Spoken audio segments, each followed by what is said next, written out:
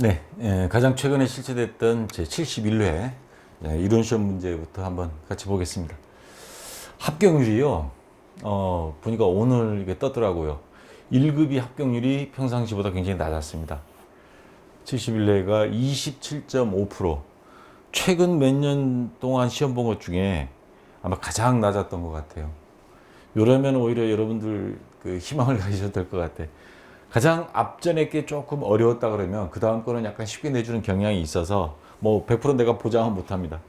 자, 이렇게 해서 27.5%. 근데 2급은 좀 높았어요. 67%.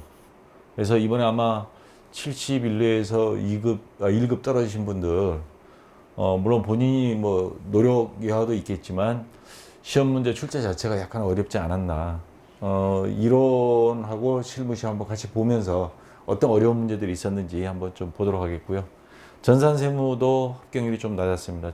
대체적으로 71회가 좀 어려웠던 것 같아요. 자, 1번 문제부터 한번 볼게요. 다음 중 일반 기업 회계 기준에서의 현금 및 현금성 자산이 아닌 것. 뭐 현금은 뭐 당연히 아무 때나 은행에 가서 찾을 수 있고 현금성 자산은 3개월 이내에 찾을 수 있는 걸로 우리가 이제 보통 기준 잡고 있죠. 자, 취득 당시 만기가 3개월 이내에 도래하는 채권 및 단기 금융상품 당연히 해당되고요. 우편한 증서, 전신한 증서 등 통화 대용 증권 지금은 뭐 거의 안 쓰는데 어쨌거나 회계상 현금에 해당됩니다. 자, 당좌 여기 통화 당연히 들어가고요. 3번을 잘 보시기 바랍니다. 당좌 거래 개설 보증금 이거 뭐냐면 당좌 수표를 발행하기 위해서는 은행에 보증금을 넣어야 됩니다. 그래서 요거는 물론 그 보증금은 우리 겁니다. 하나의 자산인데 근데 요거는 묶여 있는 돈이에요. 마음대로 인출이 불가능한. 그래서 보통 거래 보증금 계약 기간이 1년 이내면 이제 단기 뭐야 해야 되나 정기 예금 그런 스타일로 보고 1년 이상이면 장기 예금, 장기성 예금 이런 식으로 봐서 현금 및 현금성 자산에 해당하진 않습니다. 묶여 있는 돈이기 때문에 그래서 3번이 정답이 되고요. 자, 2번 문제. 보고기간 종료일, 그러니까 뭐 결산일 말하는 거죠. 희망인 결산 시 당기순이익이 10만 원이었다. 근데 오류가 있어요. 다음 같은 오류가 포함됐을 경우 수정 후 당기순이익은 얼마인가? 아마 이런 시험에서 틀린 사람 많았을 것 같아요. 여러분들 제가 요령 가르쳐 줬죠. 애매한 것들은 프로그램 켜놓고 계정 강의 적요 등록 그거 수시로 컨트롤 F 눌러서 확인하시라고. 감자 차익을 과소 계상했다. 감자 차익은 어디에 해당되는 거냐면 자본 잉여금 항목입니다. 자, 그래서 감자 차익은 자본 잉여, 감자 차손은 뭐 자본 조정 항목이고. 그래서 지금 당기 순이익과 관련되지는 않은 거예요. 그래서 요거는 해당 사항이 없고요. 매도 가능 증권 평가 손실 과대 계상됐다 2만 원. 자, 매도 가능 증권 보면 평가 손실이 여기 있습니다. 어디에 해당되냐면 기타 포괄 손익 두 개 이게. 전부 다 자본 항목이라는 소리입니다. 여기 있는 것들은. 자본 항목은 당기 순이익하고 직접적인 연관은 없습니다. 그래서 이것도 해당 사항이 없어요. 그러니까 수정해줘야 될 거는 뭐냐면 수익 비용에 관련된 것들. 자, 그래서 이자 비용, 요건 비용이죠. 과대 15,000원을 비용을 많이 했다는 소리예요. 그럼 이 장부를 수정하면 비용이 15,000원 줄어들겠죠. 비용이 준다는 건 당기 순이익이 늘어난다는 겁니다. 그러면 10만 원에 15,000원 더해줘야 됩니다. 수정하게 되면. 그 다음 마지막 단기 투자자산 처분이 과대. 자, 영업의 수익이죠. 수익을 너무 많이 했더라 이 말입니다. 25,000원을. 이거 장부 수정하면 수익을 줄여줘야 되겠죠. 25,000원 줄여줍니다. 그러면 당기 순이익이 줄어들게 돼요. 마이너스 요인이 나오는 거죠. 자, 치고받고 합시다. 당기 순이익에 더해야 될 게 15,000원. 당기 순이익 빼야 될 게 25,000원. 그럼 결과론적으로는 퉁치면 만 원을 줄여야죠. 그래서 10만 원에서 만 원을 빼면 9만 원. 1번이 정답이 되는 겁니다. 아마 이거 많이 틀리지 않았나 생각이 드네요.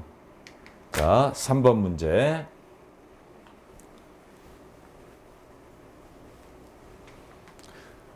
다음 중 기업 회계 기준에 관한 유가증권에 관한 설명이다. 옳지 않은 것. 자, 유가증권 하면 보통 세 가지 이야기입니다. 단기매매증권, 그 다음에 만기보유증권, 매도가능증권. 만기보유증권, 보통 채권, 증권, 국채, 사채 이런 걸 말하는 거죠. 우리가 구입했을 때. 만기보유증권으로 분류되지 아니하는 채무증권은 단기매매증권이나 매도가능증권으로 분류한다. 이거 맞는 말이고요. 단기매매증권, 매도가능증권, 만기보유증권을 원칙적으로 공정가치로 평가한다. 2번 문제가 지금 함정을 파놨습니다. 자, 공정가치로 평가하는 거는 시장성 있는 것들이 있죠. 단기매매증권 아무 때나 사고 팔 수 있고, 매도가능증권 말 그대로 사고 팔 수 있습니다. 단 요거는 1년 이내 주식시장에서 사고 파는 거, 매도가능증권은 1년 이상이죠. 일종의 투자자산에 해당하죠. 자, 요것들은 전부 다 시가를 기준으로 해서 처분 이익, 처분 손실, 평가 이익, 평가 손실 이렇게 합니다. 근데 만기 보유증권 대표적인 게 우리가 회사채를 샀어요. 또는 자동차 살 때 채권 삽니다. 공채. 여기에 채권에는 금액이 명시되어 있습니다. 그래서 시가를 기준으로 해서 오르락내리락 하는 게 아닙니다. 채권에 딱 금액이 명시되어 있어요. 그 금액 기준으로 하기 때문에 이 만기 보유증권에 대한 지금 함정으로 시가로 하느냐 마느냐 지금 따졌는데 시가가 아니고 금액명 금액 기준으로 갑니다. 그래서 요거는 상관이 없습니다. 그래서 2번이 옳지 않은 것 되고요. 단기 매매 증권이 시장성을 상실했다. 주식시장에서 상장됐다가 상장 폐지도 돼요. 그럴 때는 매도 가능 증권으로 분류해야 한다. 맞고요. 만기가 확정된 채무증권을 만기까지 보유할 적극적인 의도와 능력이 있는 경우에는 만기 보유증권으로 분류한다. 맞습니다. 자, 4번 문제.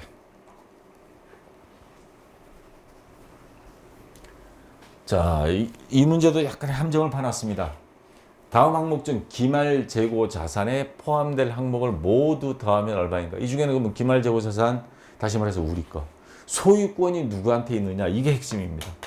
지금 이 상품 또는 재화가 누구 거냐? 소유권. 요거를 명확히 구분하면 우리 기말 재고 자산, 우리 회사 입장에서 기말 재고 자산이 구분이 됩니다. 장기 할부 조건으로 판매한 재화 3,000원. 자동차를 우리 할부로 많이 사죠. 그 소유권이 누구한테 있어요? 자동차 할부로 산 사람한테 소유권이 있습니다. 이 자동차를 판매한 현대나 기아 자동차한테 있는 게 아니죠. 그래서 요거는 소유권이 소비자한테 가 있어서 포함 안 되고요. 시용 판매용 써보시고 마음에 드시면 하세요. 홈쇼핑이 많이 나오죠. 고객에게 제공한 재화인데 근데 요거 소유권을 누구 걸로 하느냐, 소비자 걸로 하느냐, 판매한 회사 걸로 하느냐는 구매자가 매입 의사 표시가 있냐 없냐입니다. 그래서 화장품 일단 써보시고 마음에 안 든다고 반품하는 사람들 많죠. 습관적으로. 자, 구매자의 매입 의사 표시가 없다. 그러면 매입 의사 표시가 없으면 반품될 확률이 높고 또 의사 표시가 하기 전까지는 이거는 우리 회사 물건입니다. 그래서 요거는 기말재고 자산에 포함돼야 되고요. 위탁 판매용으로 제가 이게 위탁 판매 농수축산물 많이 이야기했죠. 특히 제주도 감귤 같은 경우 감귤 협동조합을 통해서 서울에 판매합니다. 그래서 경매에서 낙찰되기 전까지는 그거는 수탁자가 현재 보관 중인 재화 부탁을 감귤 협동조합이 되는 거예요. 수탁자, 위탁자는 농민이고. 그래서 아직 판매되지 않고 수탁자가 일단 갖고 있다. 서울 농수산물 시장에. 근데 이 소유권은 농민 거죠. 자, 이런 경우도 자, 재고자산에 이거는 소유권이 포함돼야 되고요. 목적지 인도 조건. 저쪽 그 나라 부두에 도착하면 인수인계 사인만 끝나면 소유권이 넘어갑니다. 근데 아직 운송 중이에요. 그럼 소유권은 판매자한테 있는 겁니다. 그래서 2만 원. 그래서 요거 세 개는 기말재고 자산에 해당이 되겠죠. 10만 원에 13만 원. 그래서 3번이 정답입니다. 조금 수험생들이 조금 이제 혼란스러울 수 있는 그런 문제를 출제한 것 같아요. 자, 5번 문제. 다음 중 일반 기업회계 기준상 재무제표에 해당하지 않는 것. 자, 요거는 이제 함정을 파는 건 아니죠. 재무제표 하면 재무상태표, 손익계산서, 자본변동표, 현금흐름표, 주석 이렇게 5가지입니다. 자, 그러면 해당하지 않는 건 뭐예요? 제조 원가 명세서. 자, 요거는 다 공표를 해야 되는 겁니다. 투자라든가 채권자한테. 다 보여줘야 돼요. 다 까발려야 되는데, 제조 원가 명세서. 지금 우리나라 뉴스에 보면, 야, 핸드폰, 요거 도대체 얼마짜린데 이렇게 하는 거야. 제조 원가 공개해라. 기업 비밀이라고 절대 공개 안 합니다. 또 이거 안 하는 게 맞아요. 자, 그래서 제조 원가 명세서는 기업 내부 관리 회계에서 사용하는 목적으로 만든 거지 외부에 공표할 목적으로 만든 게 아닙니다. 그래서 재무제표에 해당하지 않는 건 3번이 정답이 되고요. 자, 6번 문제. 다음 중 결산 시 미수이자를 계상하지 않았다. 당기 재무제표에 미치는 영향으로 올바른 것. 자, 이거 미수이자 결산 시 수익비용 이연비 예상. 우리가 분개를 하게 되면 미수이자면 이자 받을 거, 이자 수익을 장부에 적지 않았다는 거죠. 이자 수익이 발생이니까 대변에 적겠죠. 했다면 이자 수익. 차변에는 미수 수익. 자, 보통 이렇게 이제 분개를 결산 정리 분개를 해야 되는데 다시 말해서 미수 수익은 자산의 증가입니다. 자산 증가고 이자 수익은 수익 발생입니다. 요거를 빼먹었다는 거예요. 그래서 자산을 어떻게 빼먹었다는 과소 계산이 돼 있다는 거고 이거는 수익을 과소 계산했다는 겁니다. 안 해버렸기 때문에. 그래서 가하고 다 정답은 1번이 영향으로 옳은 겁니다. 자, 됐고요. 그 다음 7번 문제. 다음은 주식회사 희망이 무형자산을 창출하기 위해 지출한 내부 프로젝트의 경비 항목이다. 뭐 관련 자료 구입비, 행정수수료, 인건비, 창출경비 해서 이런 것들이 들어갔습니다. 이 항목들에 대하여 연구 단계와 개발 단계를 구분할 수 없는 경우 무형자산으로 인식할 수 있는 금액은 얼마인가? 이게 무슨 말이냐면 핸드폰을 개발하는 뭐 삼성에서 신형 지난번에 뭐 발열돼 가지고 비행기 타지도 못하고 하는 그런 사태들이 벌어졌는데 새로운 신제품을 만들었어요. 근데 만드는 과정에서 이게 성공할지 안 할지 몰라. 한참 연구 단계 그런 거를 시험 연구비에서 판매비 관리비로 처리합니다. 근데 이게 성공 가능성이 높아요. 수익성도 있고 특허 낼 수도 있겠어. 그러면 그때부터는 개발 단계로 봅니다. 근데 애매한 경우가 있죠. 구분할 수 없는 경우. 연구 단계에서 들어간 건 시험 연구비에서 비용으로 처리합니다. 근데 개발 단계 신제품 만드는 시제품도 만들고 특허를 출원하고 그 단계에서는 이거는 개발비라 해서 무형자산. 그러다 특허까지 냈어요. 그럼 산업재산권이 되는 거죠. 자, 이거는 무형자산으로 구분하는데 문제는 이게 구분할 수 있어야 돼요. 근데 구분할 수 없는 경우 기업회계주는 뭐라고 돼 있냐? 무형자산, 다시 말해서 뭐 산업재산권, 특허권, 창출하기 위한 내부 프로젝트를 연구 단계와 개발 단계로 구분할 수 없는 경우에는 그 프로젝트에서 발생한 지출은 모두 연구 단계로 본다. 다시 말해서 시험 연구비 비용으로 본다는 겁니다. 발생한 것으로 본다. 일반 기업회계 기준에 이렇게 명시가 되어 있습니다.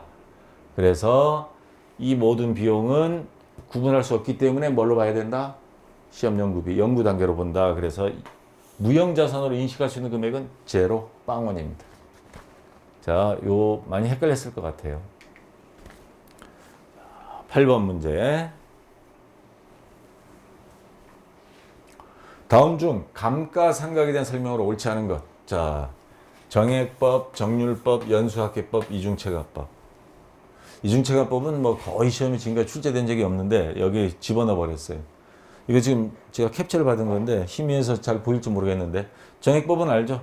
시동원가 마이너스 잔존가액 나누기 내용연수 하면 일정한 금액이 해마다 똑같이 감가상하는 거. 그래서 지금 여기 잘 안 보일 것 같긴 한데 지금 뭐 100만 원 취득원가 잔존가치 10만 원 5년으로 나누게 하면 매년 18만 원씩 똑같이. 그래서 일정한 형태가 되는 겁니다. 자, 1번은 맞습니다. 옳지 않은 거 찾으라 그랬으니까. 자, 2번을 볼게요. 정률법. 이거는 일정한 비율을 곱하는 거죠. 취득원가 마이너스 감가상각 두 개 곱하기 정률. 그래서 여기 예를 들어서 하나 입력을 했습니다. 36.9%를 36만 9천 원, 그 다음 해에는 23만 2,839원, 14만 6천 원, 9만 2,707원. 점점점 금액이 줄어들어요. 역삼각형이 됩니다. 이렇게. 나중에 결론적으로 보면 정액법으로 이렇게 한 거랑 금액 합계액은 똑같습니다. 자, 정률법은 역삼각형이 된다. 그래서 거기 문제 보면 정률법인 경우에 뭐예요? 매년 일정하다고 돼 있죠. 그래서 2번이 틀린 겁니다. 일단 답은 나왔어요. 자, 그 다음 참고로 연수합계법, 취득원가 마이너스 잔존가에 곱하기 미상각 연수, 내용연수 합계분의 미상각 연수. 그래서 5, 4, 3, 2, 1 더해서 나누기 첫 해는 5년. 그래서 2010년도에는 30만 원, 11년도에 24, 18, 12, 6만 원 이렇게 정률법하고 똑같습니다. 요것도. 요것만 기억해 두세요. 정률법하고 똑같다. 연수합계법도. 자, 마지막 이중체감법. 요거 아주 계산법 복잡합니다. 정률법하고 비슷해요. 금액 구하는 방법이 취득원가 마이너스 감가상각 누계 곱하기 퍼센트입니다. 이 퍼센트를 구하는 방법은 취득원가에서 잔존가치를 빼고 곱하기 이중체감법. 내용연수분의 곱하기 2입니다. 2배를 해줍니다. 정액법의 2배. 그래서 일정한 퍼센트가 나오면 그 퍼센트를 다 대입을 해요. 자, 감가상각 누계 곱하기 퍼센트. 정률법 공식하고 똑같잖아요. 그래서 결과는 금액은 정률법하고 조금씩 다르겠지만 또 마찬가지 역삼각형 형태가 나옵니다. 그래서 정액법을 제외한 나머지 정률법, 그 다음에 연수합계법, 이중체감법 전부 다 역삼각형으로 처음에 많이 나중에 적게 나온다. 자, 이거 참고로 이 정도만 기억해 두시면 되겠습니다. 그래서 아까 정답은 몇 번 문제? 8번에 2번이 되겠습니다. 자, 9번 문제. 자, 원가 회계로 넘어갈게요. 제조간접비 배부 방법에 대한 설명을 잘못된 거. 자, 여기 제조 부문이 있고 보조 부문이 나옵니다. 주로 이제 부문별 원가 계산, 개별 원가 계산에서 많이 사용하는데 나중에 결산을 월별 결산을 하게 되면 요 보조 부분에 있는 요 비용, 여기 전력 부분 20만 원, 수선 부분 36만 원, 요거를 이쪽으로 보내줘야 돼요. 보내주는 방법이 3개가 있는 거죠. 직접 배부법, 단계 배부법, 상호 배부법. 자, 직접 배부법은 그냥 다이렉트로 보조 부문끼리 너희들끼리 신경 쓰지 마. 자, 요거 20만 원 일정한 비율에 따라서 이렇게 나눠주고, 수선 부문도 마찬가지 그냥 보조 부문끼리는 서로가 하는 거 없이 다이렉트로 다 한 방에 끝내버립니다. 제일 간단합니다. 자, 잘못된 거 찾으라 그러는데 이건 맞는 거고요. 상호 배우법, 제일 복잡한 거는 상호 배우법입니다. 자, 그 중간 단계는 단계 배우법이에요. 복잡성으로 따졌을 때. 단계 배우법은 수선 부문 36만 원 이렇게 주고 보조 부문인 전력 부문도 한번 줘요. 그리고 나서 전력 부분은 아까 수선 부문에서 받은 것까지 해서 다시 이렇게 나눠줍니다. 한 단계 더 추가된 거죠. 단계 배부법. 그래서 두 번째 복잡하고 가장 복잡한 건 상호 배부법. 얘네들끼리 먼저 한 번 주고 받습니다. 물론 여기도 물론 한 번 주고요. 그리고 나서 다시 이거를 주고받은 거를 직접 배부법으로 보냅니다. 그래서 제일 복잡합니다. 가장 복잡하다 맞고요. 단계 배부법은 배부 순서에 따라 원가 계산이 결과가 다르게 나타나는 단점이 있다. 자, 이거 무슨 말이냐면 단계 배부법은 얘부터 시작해라. 그러면 36만 원을 여기 보내고 그 다음 여기 보내진 거에 다시 또 추가로 가는 건데 요거를 만약 바꿔버렸다. 그럼 금액이 다르게 나옵니다. 어느 부분을 가장 먼저 스타트하느냐에 따라서 달라질 수 있습니다. 그런 단점이 있어요. 그래서 이것도 맞는 것이고요. 상호 배우법은 보조 부문 간이 용역 수수 관계를 고려하지 않는다. 아까 뭐라 그랬어요? 상호 배우법은 얘도 한번 사이좋게 주거니 받거니. 그래서 이 말은 틀린 겁니다. 그래서 4번이 정답이 되고요. 자, 10번 문제. 예정 배부에 대한 게 나왔습니다. 제조간접비. 주식회사 거제산업은 제조간접비를 직접 노동 시간을 기준으로 하여 배부하고 있다. 다음 자료에 의하여 10월이 제조간접비 배부 차이를 구해라. 예정 배부하다 보면 실제 배부하고 차이가 생길 수 있습니다. 과소 배부가 됐냐, 과대 배부가 됐느냐 이런 문제가 생기는데, 자, 제조간접비 예정 배부율은 어떻게 계산하냐면 연간 제조간접비 총액 또는 예산. 근데 예상 1년 동안 또 연간 예상 작업 시간이 보통 몇 시간 정도 할 것 같다. 예상 시간으로 나누게 해버리는 겁니다. 직접 노동 시간 기준으로 해서 한다 그랬으니까. 자, 그러면 봅시다. 연간 제조간접비 예산 600만 원이에요. 이거 600만 원. 그 다음 나누기. 예상 직접 노동 시간이 12만 시간입니다. 12만 시간. 그러면 시간당 예정 배부율이 나와요. 시간당 얼마 나오냐면 50원입니다. 50원 시간당. 그러면 시간당 50원이니까 10월 달에 직접 노동 시간이 15,000시간이에요. 그거를 예정 배부율로 곱하기 50시간 해서 일단 장부 원가를 만드는 겁니다. 그러면 곱하기 하면 얼마예요? 75만 원으로 일단 원가 계산을 합니다. 시간 없으니까 이거 뭐 전기세 나올 때까지 언제 기다려요? 일단 빨리 해놓고 원가를 만들어야 그다음 판매 단가에서 일단 파는 겁니다.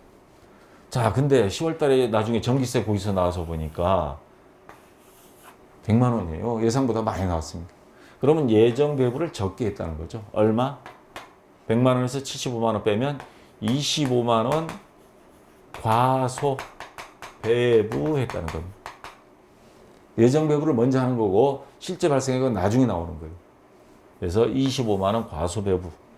그래서 어디예요? 예, 2번이 정답이 되겠습니다. 자, 됐고요. 그 다음 11번 문제.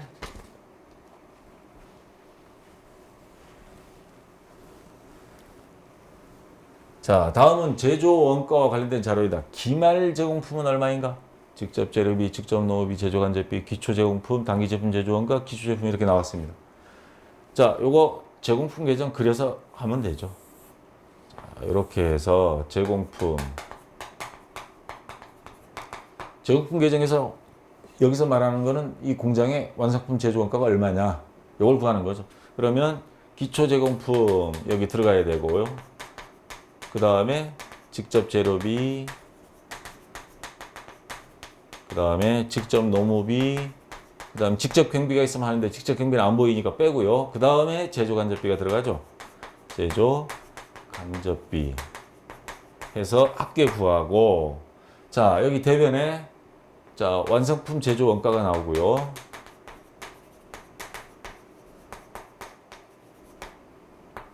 뭐 완성품 또는 제품 제조 원가. 그 다음에 미완성된 거 기말 제공품이 나옵니다.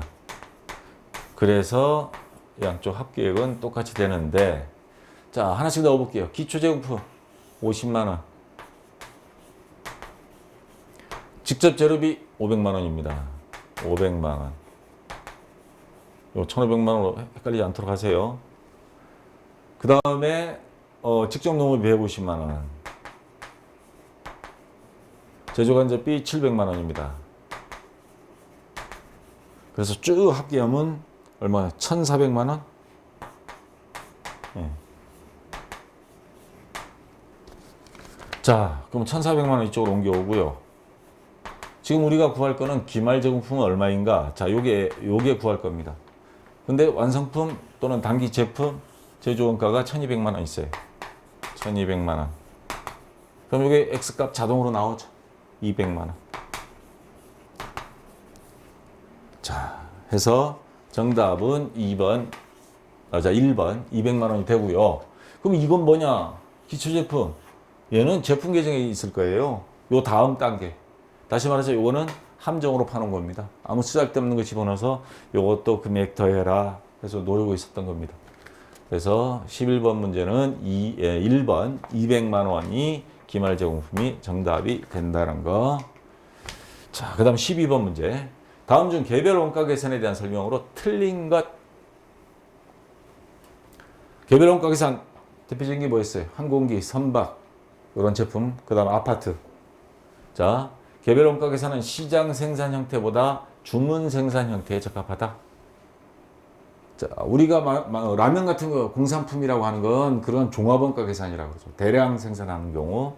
근데 개별 원가 계산은 자, 이런 경우 주문 생산 형태죠. 그 다음에 개별 원가 계산은 다품종 제품 생산에 적합하다. 맞죠? 라면 같은 경우는 소품종입니다. 몇 가지를 가지고 대량 생산하는 거고, 개별 원가 계산은 다품종, 아파트, 선박, 배마다 다 틀려요. 항공기. 그 다품종 소량 생산 제품 생산에 적합한 게 맞습니다. 개별 원가 계산은 개별 작업별로 구분하여 집계한다. 배 만들면 그 각 배마다 원가를 따로따로 합니다. 부문별 원가 계산, 뭐 이런 개별 원가 계산 들어가죠. 개별 원가 계산은 제조간접비 제품별 직접 추적이 가능하다.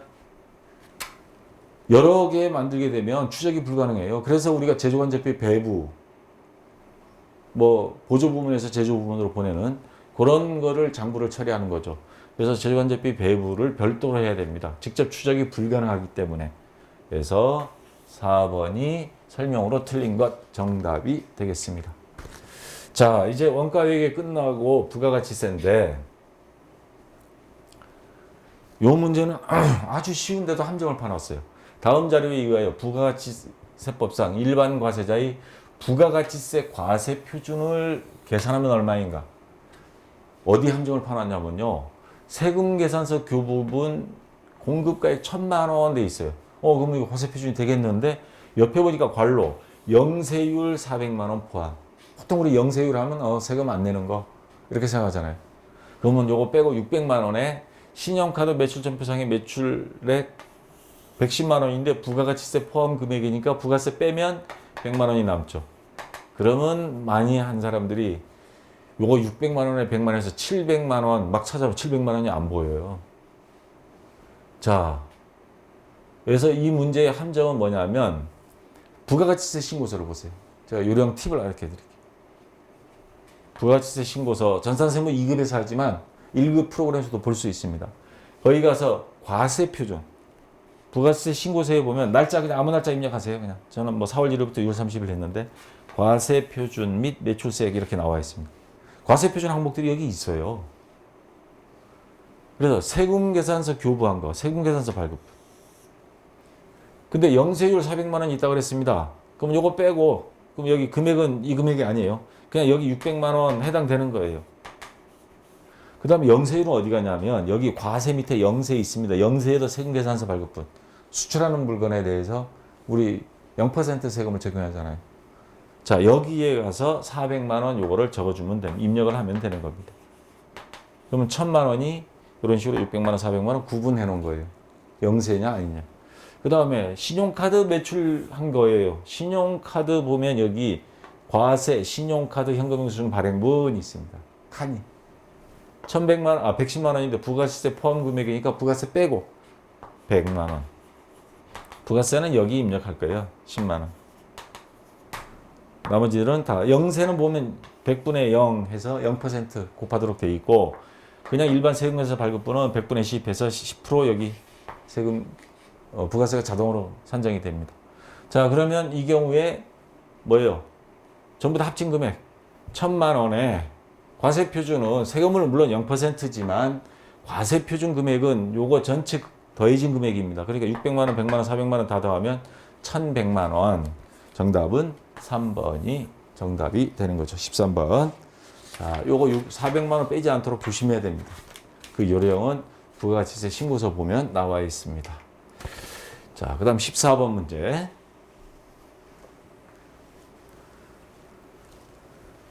다음 중 부가가치세법에 대한 설명으로 잘못된 것, 재화란 재산가치가 있는 물건과 권리를 말하며 영무, 우리 재화와 용역 그러죠. 노동.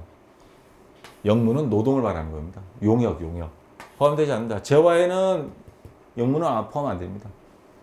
맞고요.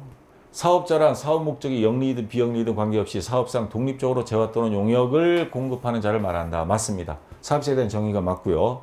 3번 재화 및 용역을 일시적 우발적으로 공급하는 자는 부가가치세법상 사업자에 해당하지 않는다. 자, 좀 애매하긴 한데 지속적으로 하지 않는 그런 경우에는 사업자에 해당하지 않습니다. 예를 들어서 특강 강의 딱 한 번 나가서 강사비를 받았어요. 그런 용역에 해당되죠. 이런 경우에 사업자 등록증 갖고 오시오 이렇게 안 합니다. 이런 거는 기타 사업자 해서 기타 소득세로 그냥 원천징수해서 강사비를 받을 때 그거 떼고 받아요. 그래서 사업자로 구분하지는 않습니다. 그래서 맞고요. 4번 간이과세자. 종종 이게 나오는데 간이과세자의 기준이 도대체 뭐냐? 간이과세자라고 하는 건 정식으로 사업을 하기에는 영세한 업자들. 그래서 직전연도의 공급대가, 판매 금액이 합계액이 5천만 원 미달하는 사업자를 말한다. 이 아주 치사하게 요 함정 파놨죠. 5천만 원이 아니고요. 4,800만 원.